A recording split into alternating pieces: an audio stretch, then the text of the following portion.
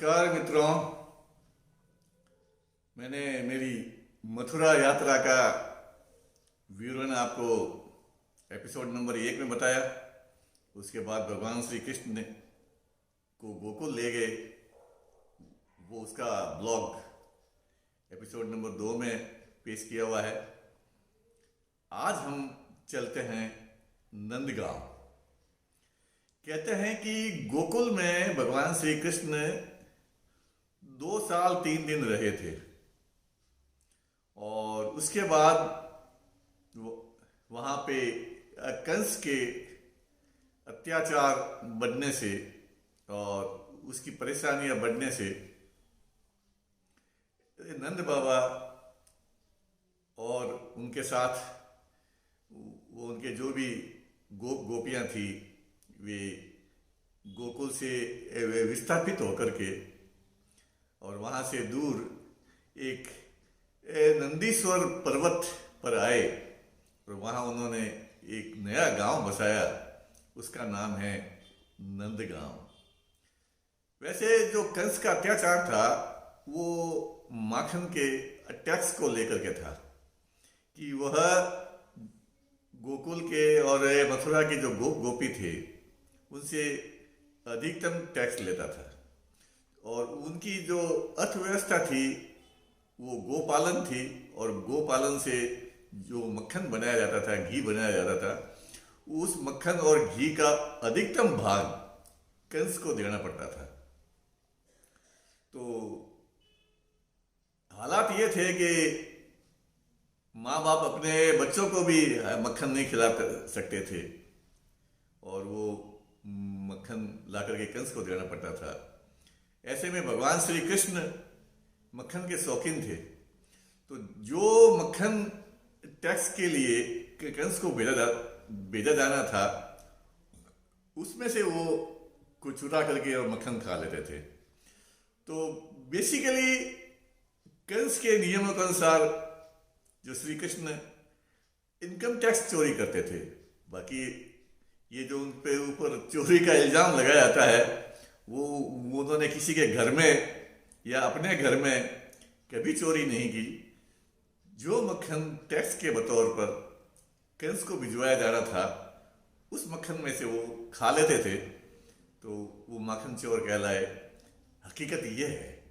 बाकी वो उन्होंने किसी दूसरे के घर पे जाकर के या अपने घर पे मक्खन की चोरी नहीं की होगी, ऐसा मेरा निजी विचार है।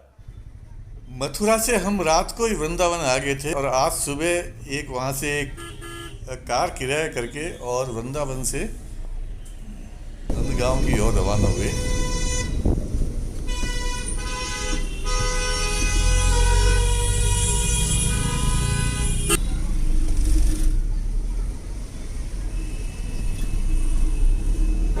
श्री राधे राधे राधे बरसाने वाली राधे।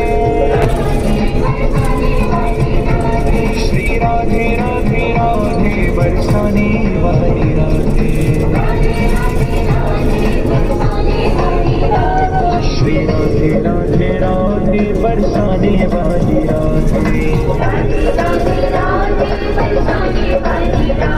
श्री राधे राधे बरसाने वाली राधे।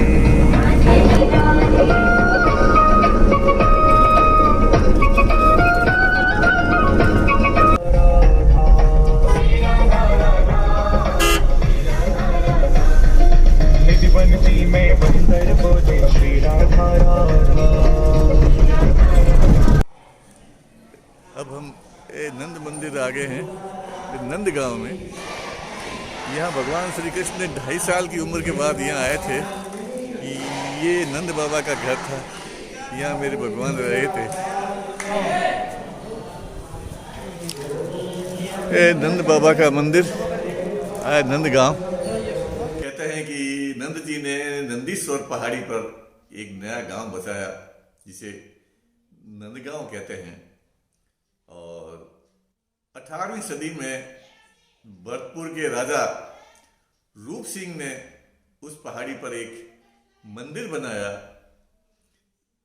जिसे आज जो वहाँ पुजारी है वे भगवान कृष्ण का घर बताते हैं कि ये भगवान कृष्ण का घर है और यहाँ वे खेले थे। वास्तव में मुझे वो मंदिर ही दिखा और वो मंदिर भी इतिहास के अनुसार 18वीं सदी में भरतपुर के राजा रूप सिंह द्वारा बनवाया गया था। ये मंदिर का सभा मंडप है जहाँ भीड़ को रोकी हुई है और भीड़ से खचाखच भरा हुआ है और पंडित जी कीर्तन करवा रहे हैं ताकि भीड़ कुछ और जमा हो जाए। ये देखो मंदिर बड़ा ही भव्य मंदिर है और एक पहाड़ी पे है। इतनी भीड़ जमा कर रखी है लेकिन कोई दर्शन नहीं कर पा रहा था। पुजारी ने सबको रोक रखा था और वहाँ वो भजन कीर्तन करवा रहे थे। तो मैंने कहा अच्छा है यहाँ कुछ रुक करके लोग भजन कीर्तन कर रहे हैं, तब तक हम मंदिर का परिसर देख के आते हैं। राधे राधे।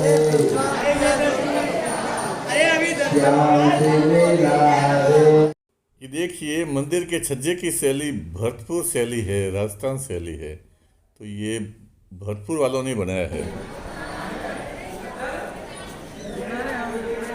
अंदर है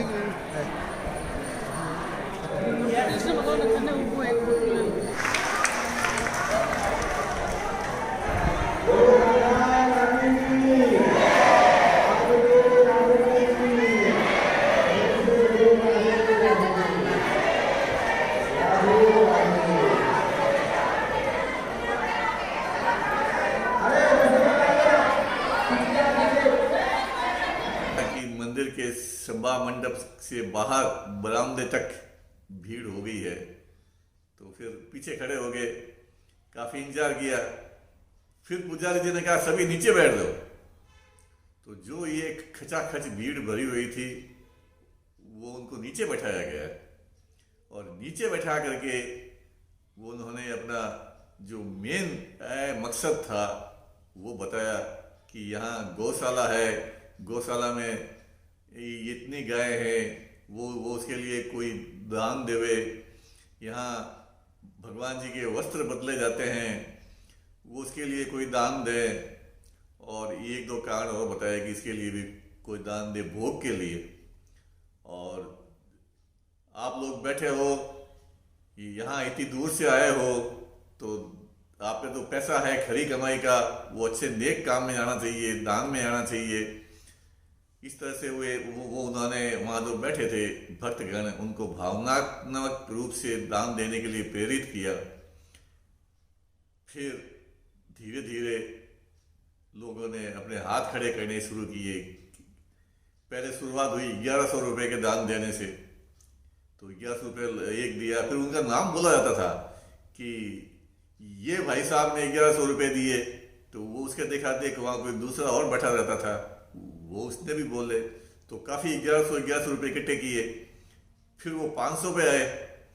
फिर जो गौदान के लिए 500 रुपये को इकट्ठे शुरू किए। फिर 100 रुपये में, 200 रुपये में, यूँ करके जो वहाँ बैठे थे लगभग सभी से पैसे बटोर लिए। और फिर उसके बाद में वो गर्भगृह का पर्दा हटाया और लोगों की भीड़ धक्कम पहल में गर्भगृह में जाने के लिए रवाना हुए। हम काफ़ी नज़दीक आए तो वापस पर्दा बंद कर दिया। तो आधा पौन घंटे से ज़्यादा पहले खड़े रहे। फिर वो वापस जब पर्दा बंद किया, कैसा 20 मिनट आपको और रुकना पड़ेगा क्योंकि भगवान जी भोग कर रहे हैं। क्योंकि हम जोधपुर से चल करके आए, अब जो मूर्ति है गर्भगृह में वो उनके दर्शन किए बिना तो वापस जाना ठीक नहीं लगा। इसलिए साहब मन मार करके 20 मिनट तक वहाँ खड़े रहे।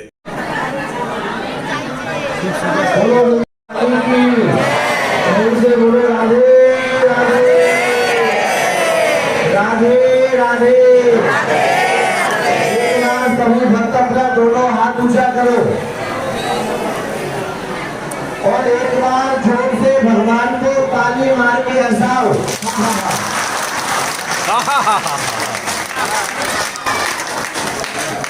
मेरा हाथ जोड़ की मेरी मुट्ठी आप लोग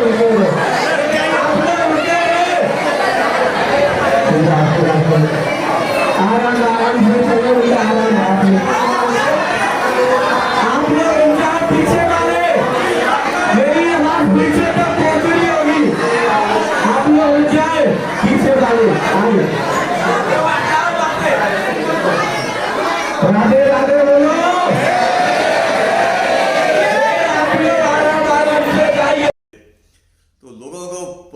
देख करके फिर पुजारी जी कहते हैं कि यहाँ आकर के हंसो, हा हा हा हा हा हा हंसो।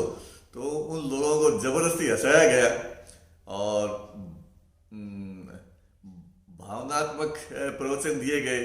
फिर जो लोग पीछे से नए आए उनसे पैसे लेने की जो कवायद शुरू की, तो 20 मिनट तक वो करते रहे। फिर इसके बाद में वो पर्दा हटाया, तो फिर हम जो ही हम प्रवेश किए तो वो वापस गर्भगृह का पर्दा बंद कर दिया और हमें कहा कि आप नीचे बैठ दो। तो हम लोग गर्भगृह में नीचे बैठ गए। नीचे बैठने के बाद में वही दान लेने के लिए उन्हें 10-15 मिनट वहां बैठाए रखा। और चूंकि पहले ही हम दान दे चुके थे सभा मंडप में ही अपना हाथ खड़ा करके, तो गर्भगृह में देने से तो कोई औचित्य था ही नहीं, तो फिर हम खड़े रहे। फिर अल्टीमेटली उन्होंने बाहर निकाला और मिश्री का प्रसाद दिया और वहां से रवाना किया। कुल मिलाकर के 1.5 घंटे से ऊपर हमें लग गया भगवान जी के दर्शन करने के लिए। तो मैंने वहां नोट किया कि जितने भी वहां भक्तगण जो दर्शन के लिए खड़े थे वो सब बाहर से आए हुए थे। क्योंकि लोग बाहर से आते हैं तो इतना पैसा और अपना समय खर्च करके आते हैं, तो दर्शन तो करके ही जाएंगे, वो उनकी है मजबूरी है, चाहे 1 घंटा लेट कराओ चाहे 1.5 घंटा लेट कराओ।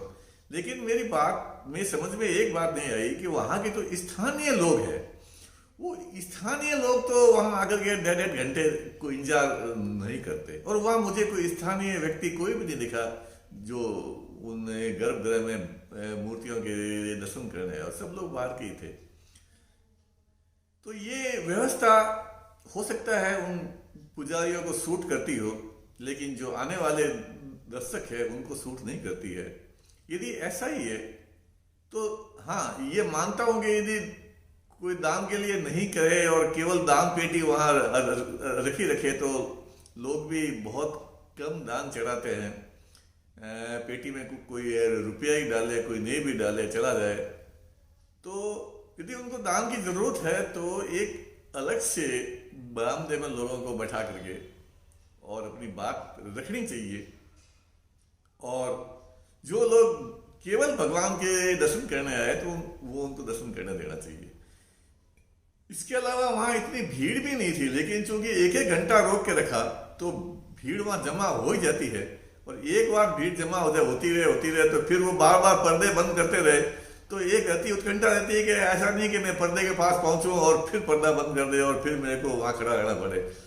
तो क्या महिलाएं, क्या बच्चे, क्या बुजुर्ग, सब इस धक्कम पैल के शिकार होते हैं और बड़ी मुसीबत होती है। खास तौर से बच्चों को मैंने देखा वो जो नीचे दब जाते हैं लोगों से, और जो बुजुर्ग लोग आते हैं और जिनके सांस लेने में भी ये तकलीफ होती है वो लोग भी दब जाते हैं। तो ये व्यवस्था मुझे कुछ पसंद नहीं आई। खैर साहब, हमने जो वहाँ विग्रह रखे हुए थे नंद बाबा के, यशोदा के, कृष्ण के, बलराम के, वहाँ मूर्तियों में एक खास बात थी कि कृष्ण बलराम दोनों की मूर्तियाँ काले पत्थर से बनी हुई थी और दोनों के हाथ में बांसुरी थी। तो वहाँ बताया कि देखो साहब, ये मंदिर की खास बात है कि यहाँ दोनों मूर्तियाँ भाई भाई की काले पत्थर की है और बलराम जी के हाथ में भी बांसुरी है। ये आपको विश्व के किसी भी मंदिर में नहीं मिलेगा कि बलराम जी के हाथ में बांसुरी है। तो साहब हमने वो दर्शन किए। ये मंदिर की छत से नंदगांव का नज़ारा है साहब, तो देखिए और इसका आनंद लीजिए।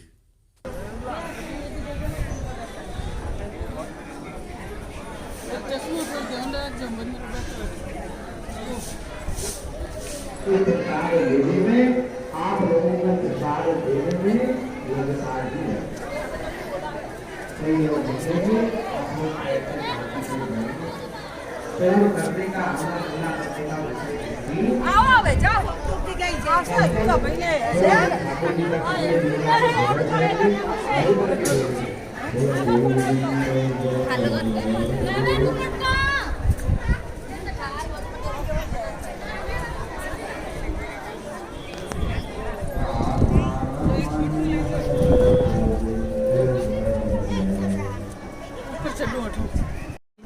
ये नंदगांव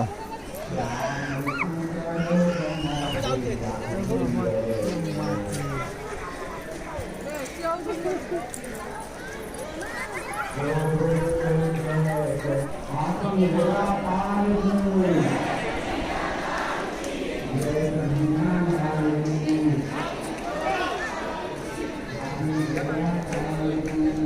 कन्हैया लाल की। तू भी उतर सको या उठी नहीं उतर तू उतर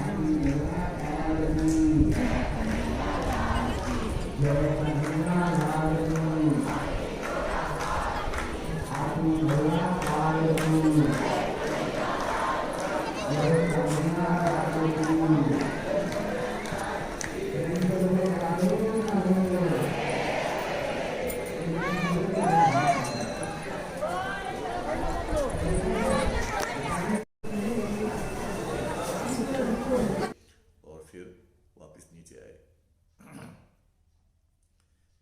फिर हम बरसाना के लिए रवाना हुए। नंदगांव से बरसाना करीबन 10 किलोमीटर दूर है। तो कहते हैं कि भगवान श्री कृष्ण ने इस नंदगांव में 9 साल तक रहे, यानी कि 11 साल की उम्र तक नंदगांव में रहे। नंदगांव से बरसाने के बीच में एक जगह है संकेत करके, कहते हैं कि वहां भगवान श्री कृष्ण और राधा जी पहली बार मिले थे और वहां कोई सरोवर भी था एक। तो मेरे मन में ये थी उत्कंठा तो थी कि जब भगवान श्री कृष्ण नंदगांव में गाय चरा रहे थे, क्योंकि मुख्य पेशा पशुपालन ही था, और उधर राधा जी भी वो भी गाय चराने आई होगी, वो भी गाय चरा रहे होंगे, बंसुरी बजा रहे होंगे। तो दोनों की किशोर अवस्था थी, तो दिव्य प्रेम उनके बीच में हुआ। और ये इसके बाद जो भी है कथा है वो श्रीमद् भागवत पुराण में है या नहीं, मैं भागवत पुराण है पढ़ रहा हूँ, लेकिन कोई पंडित जी कह रहे थे कि श्रीमद् भागवत पुराण में राधा जी का कोई नाम ही अंकित नहीं है, ये जो किरदार बाद में आया गया है। हो सकता है, पढ़ूंगा तो मालूम पड़ेगा। बरसाना के पहाड़ी पर राधा जी का मंदिर है, हम वहाँ पहुंचे तो उससे पहले एक ये कीर्ति मंदिर आता है बरसाना में। ये बिल्कुल नया आधुनिक मंदिर है, अच्छा मंदिर है, बड़ा परिसर है, अच्छे पत्थर की कारीगरी की है।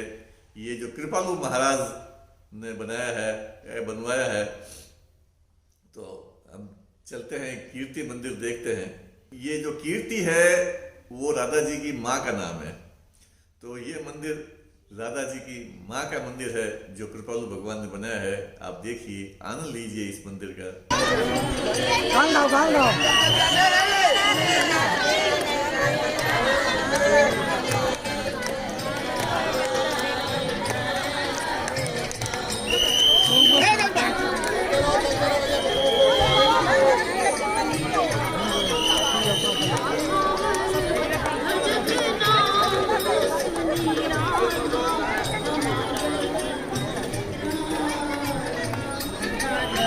देखना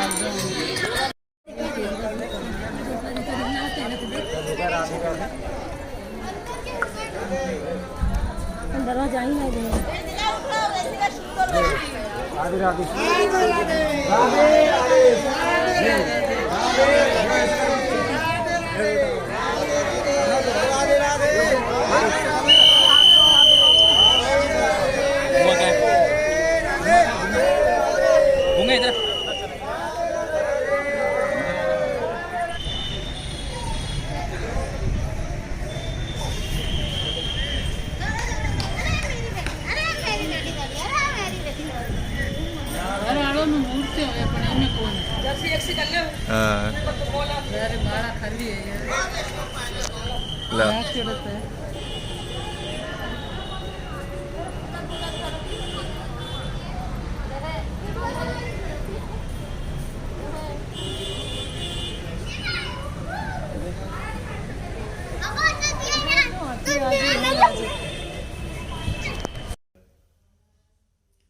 कीर्ति मंदिर देखने के बाद अब हम राधा जी के मंदिर की तरफ बढ़े। तो देखा कि राधा जी का मंदिर भी एक पहाड़ी पर ऊंचा है, वहाँ भी सीढ़ियाँ जाती है, लेकिन सीढ़ियों पे चढ़ने की स्थिति में मेरी श्रीमती जी नहीं थी। तो वहाँ भी मोटरसाइकिल वाले जवान खड़े थे, लड़के खड़े थे। वो उन्होंने वहाँ 100 रुपये जाने के और 100 रुपये आने के, एक सवारी के 200 रुपये की मांग की। हमने बिना मोल भाव किए उनको कह दिया ठीक है बेटा चलेंगे। तो फिर गलियों से होते हुए और रोड से होते हुए वहाँ गए। तो वहाँ पे क्या सिस्टम है कि राधा जी के मंदिर तक हालांकि जो कार जाती है, लेकिन हम जिस कार से आए वो वृंदावन से किराया की थी। तो वहाँ उन्होंने ये सिस्टम बना रखा है कि यहाँ की लोकल गाड़ी वहाँ जा सकती है या सरकारी गाड़ी वहाँ मंदिर तक जा सकती है। बाकी की कारों को वे लोग जो मोटरसाइकिल की यूनियन है वो जाने नहीं देते हैं। ये इसलिए लोगों को मोटरसाइकिल पे ही चढ़ के जाना पड़ता है और या फिर सीढ़ियों से चढ़ के जाना पड़ता है। अपना अपना रोजगार है और चूंकि वे स्थानीय हैं, वो उनका धंधा भी इसी पे चलता है। तो ठीक है, इसमें कोई है बुरी बात नहीं। यदि एक के मोटरसाइकिल वाला अपनी मोटरसाइकिल से 1500 रुपये यदि कोई लड़का कमा लेता है तो अच्छी बात है राधा जी की कृपा से। तो साहब हम मोटरसाइकिल से ऊपर गए। फिर ऊपर जाने के बाद में देखो साहब सड़क है, दोनों ओर दुकानें खुली है, लेकिन अभी मंदिर दूर है, मोटरसाइकिल यहाँ तक ही आती है। तो यहाँ से आगे जाने के लिए फिर जो बुजुर्ग लोग होते हैं जो चल नहीं पाते हैं, तो उनके वहाँ ये पालकी तैयार रहती है, जिसको 2 लड़के अपने कंधे पर रख करके उनको बैठा के ले जाते हैं और वह बुजुर्ग व्यक्ति को मंदिर तक लेके जाते हैं। तो यहाँ से फिर आपको यदि पालकी चाहिए तो पालकी मिल जाती है, लेकिन हम पैदल चलने में, क्योंकि वो प्लेन था, सीधा था, आपको दिक्कत नहीं थी, तो हम पैदल चले साहब। ये देखिए साहब मंदिर का नज़ारा, भीड़, सभी राधा जी के प्रेम में ओतप्रोत, भावुक भक्ति का माहौल। यहाँ एक चीज है कि वास्तव में यहाँ भक्ति दिखाई देती है। श्रीमद् भगवत पुराण के जो पहला अध्याय है वो उसके अंदर यही बताया था कि भक्ति जो है वह साउथ इंडिया से, जो द्रविड़ देश से चली थी, फिर कर्नाटका में, और फिर गुजरात में आकर के वो बुढ़ी हो गई थी। और उसके साथ में ज्ञान और वैराग्य 2 उनके बेटे थे। तो भक्ति, ज्ञान, वैराग्य तीनों वहाँ गुजरात में आके बुढ़े हो गए। फिर भक्ति यहाँ ब्रज क्षेत्र में आई तो भक्ति तो जवान हो गई, लेकिन उनके जो बेटे थे ज्ञान और वैराग्य वो बुढ़े ही थे। इसके ऊपर वो भगवत पुराण चली है। लेकिन कहना का मतलब ये है कि ये बहुत अच्छा चित्रण है कि ये जो क्षेत्र है वृंदावन, यहाँ भक्ति जागृत होती है, ज्ञान वैराग्य की यहाँ कोई ऐसी अभिलाषा नहीं होती है, और भगवान प्राप्ति करने के लिए ये भागवत धर्म में प्रेम और भक्ति का ही मार्ग बताया गया है। तो साहब राधा जी के मंदिर में भक्ति का माहौल है, हमारे भी पांव थिरकने लगे।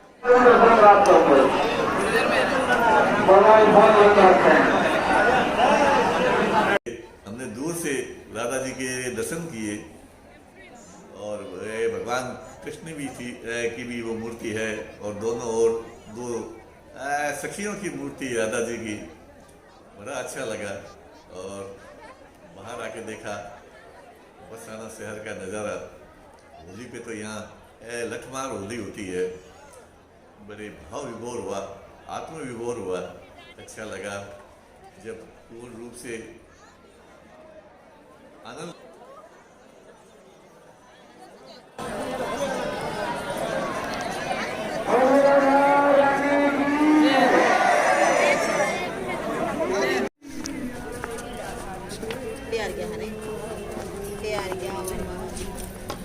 उसके बाद वापिस वृंदावन जाना था, इसलिए हम वहाँ से रवाना हुए साहब और आगे गोवर्धन पर्वत की परिक्रमा करेंगे। उसका विवरण मैं अगले एपिसोड नंबर 4 में बताऊंगा। तब तक नमस्कार।